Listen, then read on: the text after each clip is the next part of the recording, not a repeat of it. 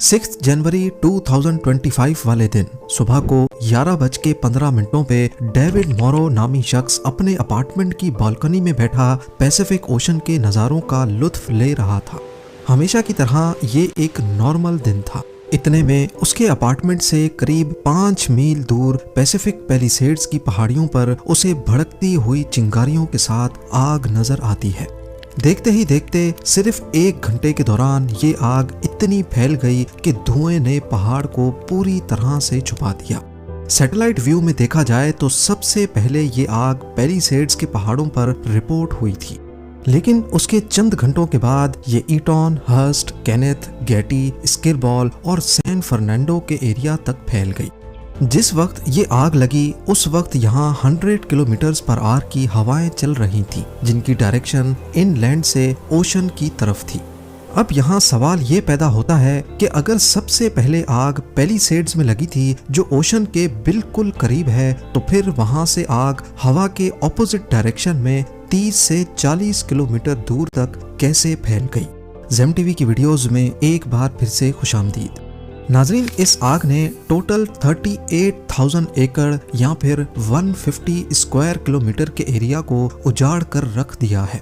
12,000 से ज्यादा बिल्डिंग्स और घर तबाह हो चुके हैं और 1,80,000 लोग अपने घर छोड़ चुके हैं। ये लॉस एंजलिस की हिस्ट्री में सबसे तबाहकुन आग है, जो अभी तक इस वीडियो की प्रोडक्शन के दौरान भी पूरी तरह बुझाई नहीं जा सकी। आग को बुझाने की हर मुमकिन कोशिश नाकाम होती दिख रही है। वाटर बॉम्बर्स एक वक्त में 45,000 लीटर पानी फेंक रहे हैं, जो इस आग के सामने चंद बूंदों के बराबर लगते हैं। वाटर बॉम्बर्स की मदद से स्पेशल केमिकल भी फेंका जा रहा है, लेकिन कुदरत के सामने सारी मेहनत बेकार होती दिखाई दे रही है। कैलिफोर्निया, जहां पहले से पानी की कमी है, जिसकी वजह से अक्सर फायर हाइड्रेंट्स खाली पड़े थे, 7 अलग अलग एरियाज में फैलने की वजह से फायर फाइटर्स और उनका इक्विपमेंट भी डिवाइड हो गया।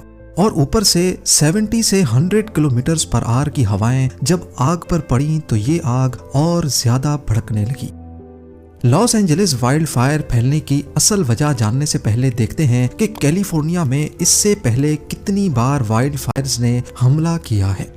पिछले 25 सालों के डाटा में देखा जाए तो कैलिफोर्निया वाइल्ड फायर का हॉट स्पॉट रहा है।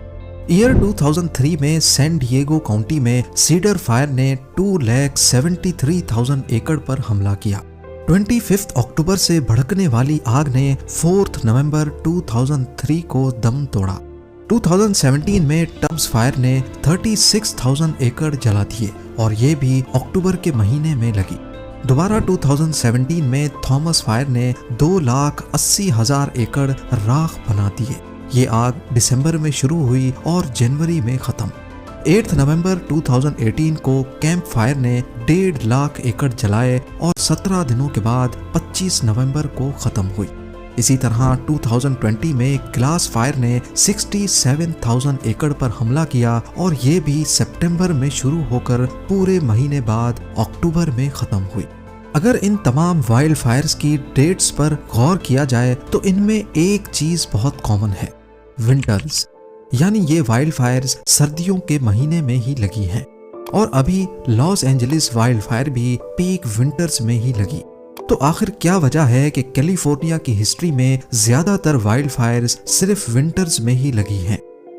इस सवाल का जवाब छुपा है एक ऐसे फिनोमेनन में जिसे सेंटा एना विंड्स कहा जाता है। जी हाँ, सेंटा एना विंड्स गर्म और सूखी हवाएं हैं जो सदर्न कैलिफोर्निया और बाहा कैलिफोर्निया में स्पेशली ऑटम और विंटर्स के दौरान चलती हैं। गूगल अर्थ पर देखा जाए तो कैलिफोर्निया के ईस्ट में दूर दूर तक सिर्फ डेजर्ट है, जिसको मोहावी डेजर्ट या फिर ग्रेट बेसन भी कहते हैं। सूरज की तपिश डेजर्ट को गर्म करती है, जिसकी वजह से यहाँ की हवा का प्रेशर बढ़ने लगता है। दूसरी तरफ ओशन की बात की जाए तो यहाँ की हवा ठंडी होती है और प्रेशर कम। हमने 6th ग्रेड में पढ़ा था कि हवा हाई प्रेशर से लो प्रेशर की तरफ ट्रेवल करती है। जितना ज्यादा प्रेशर में फर्क होगा उतनी तेजी से हवा ट्रेवल करेगी और यहाँ पर भी कुछ ऐसा ही होता है। साउथ ईस्ट कैलिफोर्निया से सेंटा एना विंड्स तेजी से ओशन की तरफ बढ़ती हैं। ये खुश्क और गर्म हवाएं जहां से भी गुजरती हैं वहां का मॉइस्चर सक करती जाती हैं, जिसकी वजह से ये पूरा रीजन इस मौसम में खुश्क हो जाता है। झाड़ियां और दरख्त बिल्कुल सूख जाते हैं, जो बड़ी आसानी से आग पकड़ने के काबिल बन जाते हैं। सेंटा एना विंड्स जहां पूरे जंगलात को वाइल्ड फायर का फ्यूल बना देती हैं, वहीं अगर गलती से भी कभी आग लग जाए तो तेज हवाएं इस आग को और ज्यादा भड़काती हैं। जलते हुए कोयले तेजी से फैलते जाते हैं और पलक झपकते ही वाइल्ड फायर कंट्रोल से बाहर हो जाती है। अब होना तो ये चाहिए कि जिस डायरेक्शन में हवा जा रही है, वाइल्ड फायर को भी उसी डायरेक्शन में ही फैलना चाहिए, पर लॉस एंजलिस के केस में इसका बिल्कुल उलट देखा गया। सबसे पहले आग पैलिसेड्स के पास देखी गई, जो ओशन के करीब है, और बाद में ये इनलैंड एरियाज में फैलती गई। ऐसा क्यों है, इसकी असल वजह समझने के लिए हमें एक इंटरेस्टिंग फिनोमिनन को समझना होगा, जिसे माउंटेन वेव रोटर कहते हैं। पहाड़ की वो साइड जिस पर डायरेक्टली हवा आकर टकराती है, उसे विंडवर्ड साइड कहते हैं, और पहाड़ की दूसरी साइड जहां हवा को जाना है, उसे लीवर्ड साइड कहते हैं। होता यूं है कि जब विंडवर्ड साइड हवा को रोकती है, तो उसी दौरान लीवर्ड साइड पर एक वोर्टेक्स इफेक्ट पैदा होता है, और इस वोर्टेक्स में हवा गोल गोल घूमती रहती है। यानी पहाड़ के ऊपर हवा की डायरेक्शन एक तरफ होती है, तो पहाड़ के नीचे हवा की डायरेक्शन दूसरी तरफ चलती है। लॉस एंजलिस के केस में भी इस फिनोमिनन का बहुत बड़ा रोल है। पैलिसेड्स जहां सबसे पहले आग रिपोर्ट हुई, ये लीवर्ड साइड है, और यहाँ माउंटेन वेव रोटर की वजह से पहाड़ की चोटी से नीचे नीचे हवा ऑपोजिट डायरेक्शन में जनरेट हुई, जो आग को इनलैंड एरियाज में फैलाने की सबसे बड़ी वजह बनी। एक बार जब वाइल्ड फायर बहुत ज्यादा बढ़ जाती है, तो फिर ये काफी सारे अजीब फिनोमिनन को जन्म देती है। कुछ ऐसे फिनोमिनन जिनको प्रिडिक्ट करना भी बहुत मुश्किल होता है। इनमें से एक है फायर टॉर्नेडो। ये एक रेयर और डेंजरस फिनोमिनन है, जो इंटेंस वाइल्ड फायर्स के दौरान बनता है। ये होता टॉर्नेडो की तरह है, पर इसके अंदर सिर्फ आग और गर्माइश होती है। वाइल्ड फायर से जो नाकाबिले यकीन गर्माइश पैदा होती है, वो आसपास की हवा को फौरन गर्म करके ऊपर की तरफ खींचती है। गर्मी की वजह से गर्म हवा बहुत तेजी से ऊपर की तरफ उठती है, और नीचे से ठंडी हवा उस जगह को भरने के लिए आती है।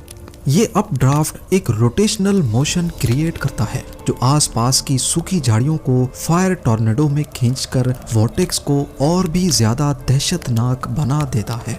अब ये फायर टॉर्नेडो इलाके में चलने वाली हवा पर हावी होकर अपने अंदर खुद की हवा पैदा करने लगता है, जिसकी डायरेक्शन का अंदाजा लगाना भी बहुत मुश्किल होता है।